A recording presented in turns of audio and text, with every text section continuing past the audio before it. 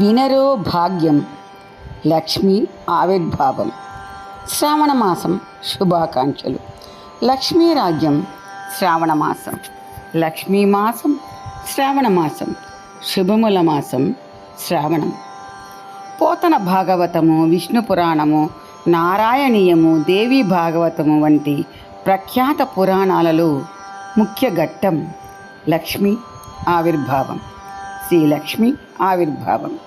పోతన భాగవతంలో 8వ స్కందములో క్షీరసాగర మదనంలో అమృతోత్పత్తి సమయంలో శ్రీలక్ష్మి ఆవిర్భావం అద్భుతం. నారాయణీయంలో 27, 28వ దశకంలో ఈ ఘట్ట ప్రస్తావన వస్తుంది. పూర్వం ఒకప్పుడు స్వర్గలోకమునకు వచ్చిన దుర్వాస మహర్షికి దేవతలు ఒక దివ్యమాలను బహుకరించారు. దుర్వాస మహర్షి ఆ దివ్యమాలను దేవేంద్రునికి ఇయ్యగా అతడు నిర్లక్ష్యంతో ఆ పుష్పమాలను ఐరావతంపై వేశాడు. ఐరావతము ఆ మాలను నిలిపివేసినది. అందువలన కోపించిన దుర్వాస మహర్షి వెంటనే ఇంద్రుని శపించెను.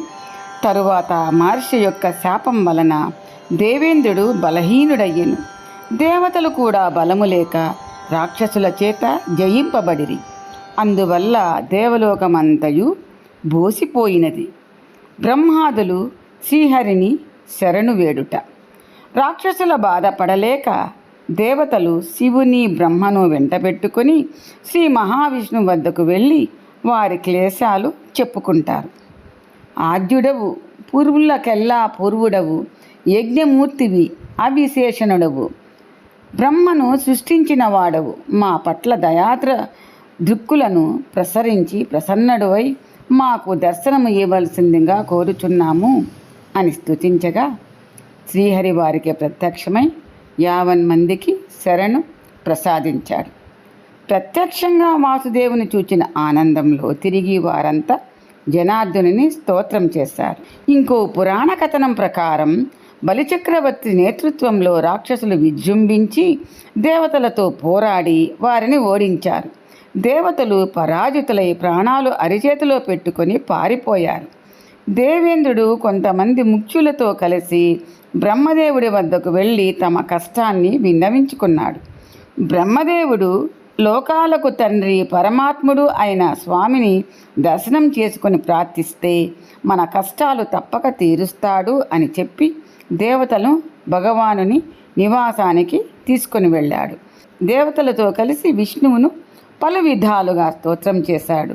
కరుణించిన మహావిష్ణువు ప్రత్యక్షమై వారికి దర్శనం ఇచ్చాడు. బ్రహ్మాదులు ప్రార్థించగా సంతోషించిన భగవంతుడు గంభీరమైన కంఠస్వరంతో ఇలా అన్నాడు: దేవతలారా, నిర్మలమైన మనస్సుతో మీరు అమృతాన్ని తయారు చేయడానికి ప్రయత్నించండి. అమృతాన్ని త్రాగితే ఆయస్సు పెరుగుతుంది, మరణం లేని జీవితం దొరుకుతుంది. అప్పుడు మీరు రాక్షసులను జయించి మరలా స్వర్గాన్ని పొందగలుగుతారు. మీరందరూ పాల సముద్రంలో రకరకాల వనమూలికలను, తీగలను, ఓషధులను అధికంగా తెచ్చి వేయండి. సర్పరాజైన వాసుకుని కవ్వపుత్రాడుగా చేసుకొని జాగ్రత్తగా పాలకడలని చిలకండి. మీకు లాభం చేకూరుతుంది. సకల సంపదలు సిద్ధిస్తాయి. ఆ సమయంలో సముద్రం నుండి విషం పుడుతుంది. మీరు భయపడరాదు అని ఎన్నో విషయాలు చెప్పి విష్ణువు అంతర్ధానమయ్యాడు. దేవతలు యుద్ధం మాని రాక్షసరాజైన బలిచక్రవర్తి పట్ల స్నేహాన్ని, భక్తిని ప్రదర్శించారు. దేవేంద్రుడు రాక్షస వీరులతో బలిచక్రవర్తి ఆజ్ఞకు కట్టుబడి ఉందాము, మనం అక్కచెల్లెన్ల బిడ్డలం, మనకింక విరోధం వద్దు, కలిసి కట్టుగా బతుకుతాము అని నచ్చజెప్పాడు. మందర పర్వతాన్ని మదిస్తే మనం అందరము సుఖపడతామని చెప్పి ఒప్పించాడు. దేవతల సమూహానికి ఇంద్రుడు, రాక్షసుల సమూహానికి బలిచక్రవర్తి నాయకులై అందరూ కలిసి ఐకమత్యంతో అమృతాన్ని సంపాదించడానికి నిశ్చయించుకొని మందర పర్వతం దగ్గర చేరారు. దేవతలు, దానవులు కలిసి దేవతల శిల్పి అయిన త్వష్ట తయారు చేసిన పదును పెట్టిన త్రవ్వుగోలలతో త్రవ్వి గుణపాలతో కదిపి పొడగాటి తాళ్ళు బిగించి చుట్టి మందర పర్వతాన్ని సముద్రం వైపు తీసుకువచ్చారు. కానీ దాని బరువు మోయలేకపోవడంతో ఆ పర్వతం పక్కకు ఒరిగిపోయింది.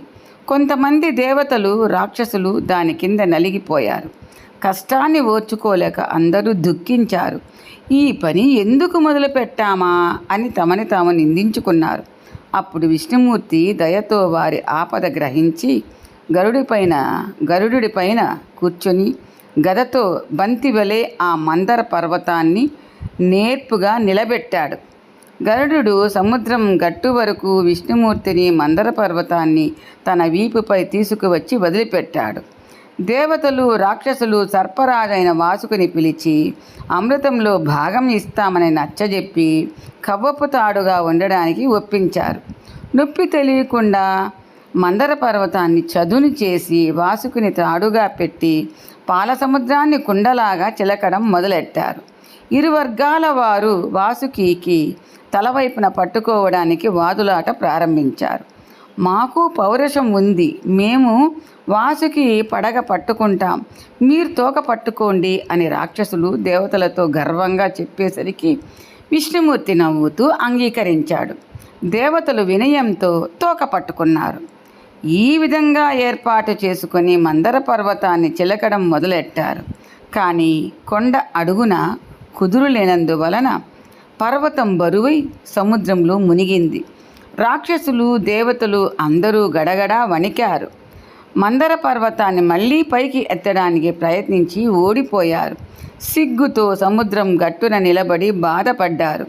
తాను ఆనతిచ్చినట్లుగానే శ్రీహరి తంత్రం నెరిపి వాసుకి తలవైపున రాక్షసులు, తోకవైపున దేవతలు ఉండి మందర పర్వతంతో సముద్రం చిలికేలా ఏర్పాటు చేశాడు. కానీ ఈ రీతిగా చిలుకుతున్నప్పుడు పాము నోట్లోంచి వెలువడే భీషణ జ్వాలలు వేడమికి రాక్షసులు తల్లడిల్లుతూ హాహాకారాలు చేస్తుంటే తోకవైపున ఉన్న దేవతలు అనాయాసంగా మదన కార్యక్రమం చేపట్టారు. రాను రాను వాసుకి ముఖం నుండి వెలువడే నిశ్వాసాల వల్ల 3 మంది రాక్షసులు నశించిపోగా మిగిలిన వారు తేజోహీనులయ్యారు. ఇంతలో మందర పర్వతం యొక్క అడుగు భాగం బరువు కారణంగా సముద్రంలో దిగబడిపోతుండగా శ్రీ మహావిష్ణువు కూర్మావతారము దాల్చి ఆదుకున్నాడు. దేవతలకు మోదం కలిగించాడు. సముద్రం నీళ్ళలో మునిగిపోతున్న మందర పర్వతాన్ని చూసి విష్ణుమూర్తి సముద్రంలో దిగాడు. మహాకూర్మంగా మారిపోయాడు. ఆ తాబేలుకు 1,00,000 ఆమడల వెడల్పైన చదునైన వీపు డిప్ప, బ్రహ్మాండాన్ని సైతం మింగగల పెద్ద నోరు, లోకంలోని ప్రాణులన్నింటినీ ఇముడ్చుకోగల కడుపు, కమలాల లాంటి కళ్ళు, లోపలకు బయటకు కదలాడే పెద్ద మూతి, బలమైన పాదాలు ఉన్నాయి. ఆ కూర్మము సముద్రంలో ప్రవేశించి నేర్పుగా వాసుకితో పాటు మందర పర్వతాన్ని పైకెత్తింది. అందరూ జేజేలు పలికారు. విచిత్రమైనవి విష్ణువు లీలలు. విష్ణువుకే తెలుసు. దేవదానవులు ఆనందంతో పోటీపడి సముద్రాన్ని మదించసాగారు. అలా మదించగా అల్లకల్లోలమైన సముద్రం నుంచి జలచరాలన్నీ ఎగిరి గట్టుపై పడ్డాయి. తరువాత కొద్దిసేపటికి మొదట అగ్నిజ్వాలలు, తరువాత హాలాహలం అనే విషం పుట్టాయి. అది చూసిన రాక్షసులు, దేవతలు వాసుకుని వదిలిపెట్టి పరుగులు పెట్టారు. ఆ హాలాహలము బ్రహ్మాండము పేలిపోయేటట్టు అంతటా విస్తరించింది. ఆ పెనుమంటల వేడికి ఎంతోమంది దేవతలు, రాక్షసులు భస్మమైపోయారు. అప్పుడు బ్రహ్మాది దేవతలు కైలాసానికి వెళ్ళి మహేశ్వరుడికి తమ కష్టాన్ని మొరపెట్టుకున్నారు. స్వామి చంద్రశేఖర, నీవే మాకు దిక్కు. ఆపదలను తొలగించడానికి, ఆనందాన్ని చేకూర్చడానికి, జయాన్ని సంపాదించడానికి నీకే సాధ్యం అవుతుంది. విషజ్వాలను పరిగ్రహించి దయతో ప్రాణికోటిని అనుగ్రహించు అని కోరారు. మహాశివుడు వారి ప్రార్థన సావకాశంగా విన్నాడు. తన పక్కనే పార్వతీదేవి వైపు చూస్తూ చిరునవ్వుతో, సతీ, ప్రాణభయంతో ఆశ్రయించిన ప్రాణులను కాపాడడం ప్రభువుల లక్షణం అని అంటారు కదా అన్నాడు. అప్పుడు పార్వతీదేవి, స్వామి, మీ మనస్సుకు నచ్చినట్లు నిశ్చయించుకోండి అంది. మృంగేవాడు తన భర్త అని తెలిసి, మృంగేది విషమని తెలిసి, దానివల్ల ప్రజలకు మేలు కలుగుతుందనే ఉద్దేశంతో సర్వమంగళ అయిన పార్వతీదేవి తన భర్తను ఆ విషాన్ని మృంగమని చెప్పింది. వెంటనే దేవతలందరూ జయ జయ ధ్వానాలు చేశారు. పరమేశ్వరుడు అంతటా వ్యాపించిన మహావిషాన్ని తన చేయి చాచి పట్టుకొని ముద్దగా చేసి నేరేడు పండు వలె భుజించాడు.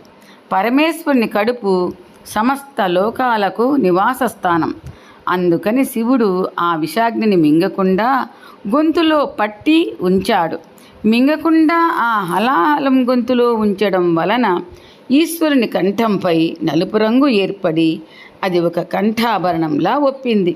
అలా ధరించడం చూసి విష్ణువు, బ్రహ్మ, పార్వతి, దేవేంద్రుడు మొదలైన వారంతా మేలు మేలు అంటూ మెచ్చుకున్నారు. అనంతరం దేవతలు, రాక్షసులు సముద్రమదనం మరల కొనసాగించారు. ఇలా చిలుకుతున్న పాలసముద్రం నుండి మొదట కామధేనువు పుట్టింది. దానిని దేవమునులు తీసుకున్నారు. తరువాత ఉచ్చైశ్రవం అనే గుర్రం పుట్టింది. దానిని బలిచక్రవర్తి తీసుకున్నాడు. తరువాత వరుసగా ఐరావతం అనే ఏనుగు, కల్పవృక్షము పుట్టాయి. వాటిని ఇంద్రుడు తీసుకున్నాడు. దాని వెనుక మెరుపు తీగ వంటి శరీరాలు అంగాలు కల అప్సరసలు ఉదయించారు. ఆ వెనుక చంద్రుడు జన్మించాడు. ఆ వెంట సముద్రము నుండి అందచందాలకు పెన్నిది అయిన లక్ష్మీదేవి అవతరించింది. నలుదిక్కుల వెలుగులను నింపుతూ పద్మంలో కూర్చుని చేతిలో పద్మాన్ని పట్టుకొని శ్రీదేవి ఆవిర్భవించింది. ఈ లక్ష్మి సంపదలన్నింటికీ ప్రతీక. ఈమె ఆవిర్భావం జరిగిన తరువాతనే దేవతలకు సకల ఐశ్వర్యాలు కలిగాయి. ఆ ప్రకారంగా ఆవిర్భవించిన లక్ష్మీదేవిని మహర్షులు ఆనందంగా స్తుతించారు. విశ్వావసు తదితర ప్రముఖ గంధర్వులు ఆమె ఎదుట గానం చేయగా అప్సర స్త్రీలు నర్తనం చేశారు.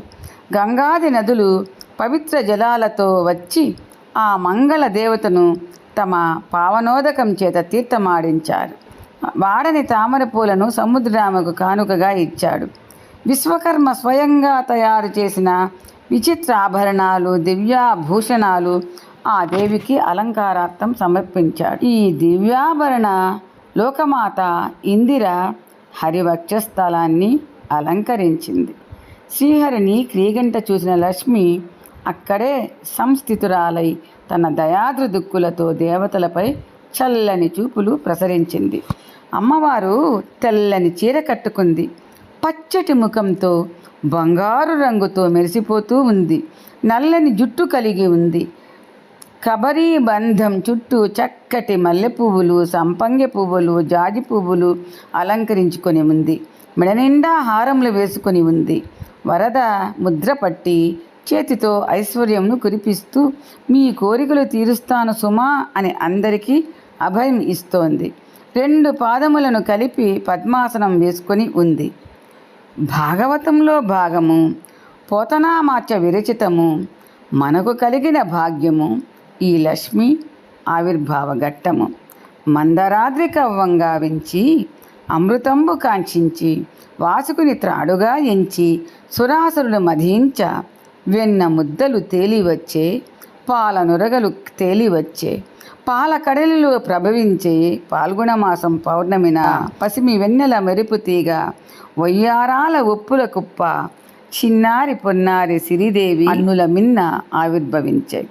అరవేసిన అరవిందములు, అష్టదళ పద్మములు, శ్వేత వస్త్రాలతో లక్ష్మీదేవి పద్మహస్తిని, పద్మమాలిని అభయముద్రను దాల్చి శ్రీ లక్ష్మీదేవి అవతరించే. తరంగాల ఉయ్యాలలో తానూగె ఉయ్యాల, అటుతూగ పద్మం ఛాయ, ఇటుతూగ కలువ ఛాయ, అటుతూగె ఇటుతూగె పాల కడలిలో పద్మనయన. బ్రహ్మదేవ సృష్టిని చేసనే బంగారు బాల లక్ష్మీదేవిని, బంగారు సంపంగ సౌరభమాల వేసిరే శ్రీలక్ష్మికి. బాలచంద్రుని వెన్నెలలో చల్లదనము నింపినాడు. మెరుపు అంచు మెరుగు గైకొని తెచ్చి అలదినాడే. లలిత లలిత సుమముల లాలిత్యం అద్దినాడే.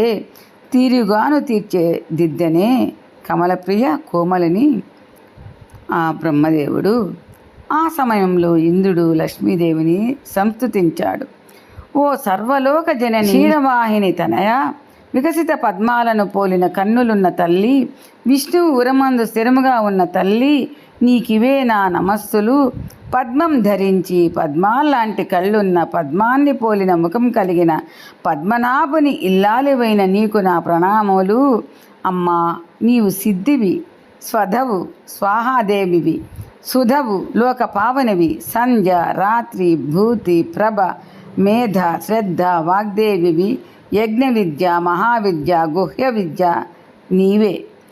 ఓ శోభన దేవత, నీవు తేరి చూడ అశక్యమైన దానివి, కాంతిమతివి, ఆత్మ విద్యవు, ముక్తి ఫలదాయినివి, సౌమ్య రూపాలు కలిగిన దానివి, యోగి ధ్యేయ అయిన దానివి. నీవే పూనిన అలుక వల్ల ఈ త్రిభువనాలు ఉన్నా లేనట్లయిపోయినవి కదా. తిరిగి నీ వల్లనే కటాక్షింపబడినవి పెంపు వహించాయి. నీ దృష్టి సాకల్యంగా సోకవలను గాని ఎవరికైనా దేనికైనా కొదవ ఉంటుందా? విద్య, ధనము, ఆరోగ్యం, ఐశ్వర్యం, సుఖం, శత్రునాశనం ఏదైనా నీవు చల్లగా చూస్తే దుర్లభం కాదు. తల్లి, మా ధనాగారము, ధాన్యాగారము, పశుశాల, ఆయుధాగారము, మా సకల సంపత్తులు నీవే.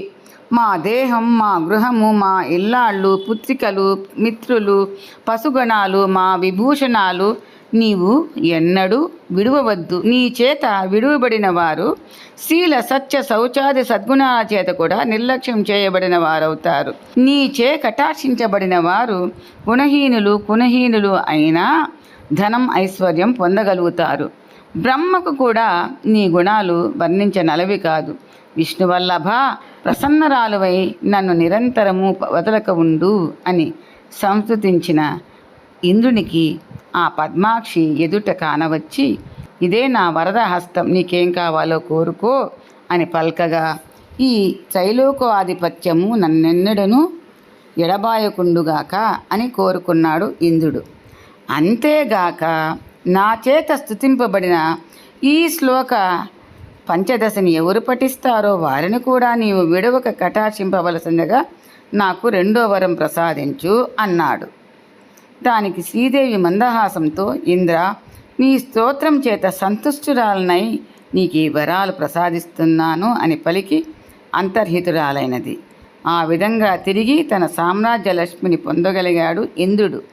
జగత్ప్రభువైన శ్రీహరికి సహాయకారిగా ఈమె కూడా అవతరిస్తుంది. ఏ యుగంలో, ఏ కాలంలో పతిసేవ వీడని మహాస్వాధీమణి కనుకనే విష్ణువునకు అనుపాయిని. పరశురాముడైనప్పుడు ఈమెయే భూదేవి, రామావతారంలో సీత, కృష్ణావతారంలో రుక్మిణి, దైవత్వ వేళలో దివ్య స్వరూపిణి. మానవ రూపుడై హరి సంచరించరాగా ఈమె మానుషిగా అవతరించగలదు. అంటే విష్ణువు అవతారానికి అనుగుణంగా తాను దేహధారిణి అవుతుందని అర్థం. ఈ లోకమునందు మనము సుఖశాంతులతో ఉండడానికి ఐశ్వర్యము తప్ప వేరొక దిక్కు లేదు. అందుకని ఐశ్వర్యము ఉండవలసినదే, ప్రయత్నపూర్వకంగా నిరసించకూడదు. తృప్తి ఉండాలి. అమ్మ, ఆనాడు బిడ్డడైనందుకు అమ్మ పాలిచ్చి బతికించినట్లు సమస్త లోకములకు తల్లివగు నీవు కూడా దయతో మాకు ఐశ్వర్యంని ఇచ్చి కాపాడు అని ఇంద్రుడు అమ్మవారిని స్తోత్రం చేశాడు. ఈ లక్ష్మీ జనన గాథ ఎవరైతే వింటారో, చదువుతారో వారి ఇంట 3 తరాల దాకా లక్ష్మీదేవి ఎడబాయక ఉంటుంది. మహాలక్ష్మీ నమోస్తుతే.